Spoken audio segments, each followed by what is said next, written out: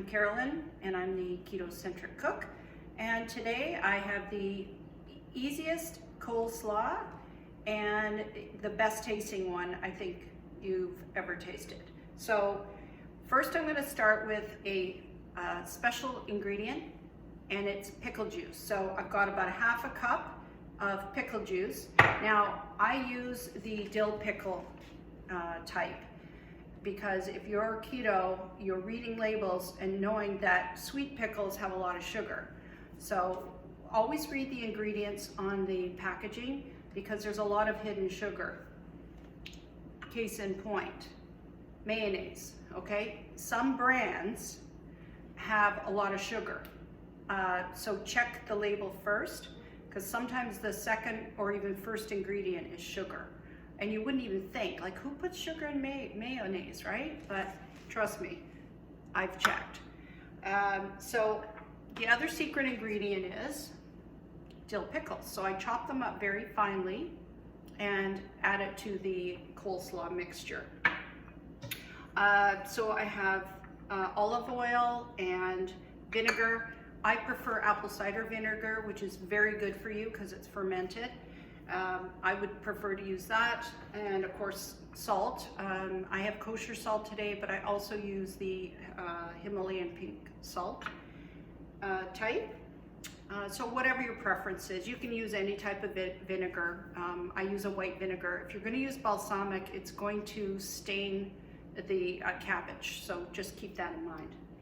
So what I do to make the base of it for the juice part, I take the pickle juice and I add the mayonnaise. Now if you don't like mayonnaise, don't add the mayonnaise. You can maybe add a little bit more olive oil and you can adjust it. Some people just don't like the taste of mayonnaise, so don't add it. And the olive oil. Now when it comes to adding the spices, salt, etc., I go easy on the salt, because I don't want to oversalt it, because you can always add more, but you can't add less. Something I've learned anyway in my many years of cooking. So you add all that and you make the dressing. And just give it a little stir.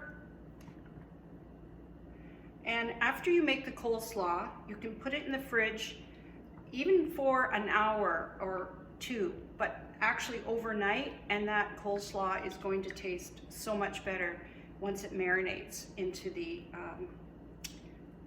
sauce, or the salt and vinegar and all that good stuff. Okay, so set that aside. Now, I have a special, easy, fast way to do coleslaw. You can shred it by hand. It's very time consuming, but if you got a blender, this is what I do. And I also do it for cauliflower and other type of large vegetables like that. I've done it with carrots, any hard vegetable that you can grind up and then, put the water in, grind it up and drain it. And it's just so much faster, and it actually looks very professional. So you take the cabbage, chop it up into chunks that that won't stick in the bottom. So like, if you find that it's not working, then you just need to chop up the chunks a little finer. The whole idea is to put enough water in so it's floating, and watch what happens when you grind it up in the blender.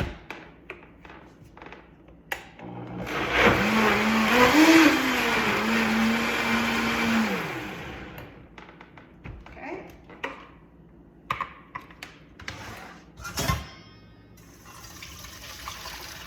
You pour out the water.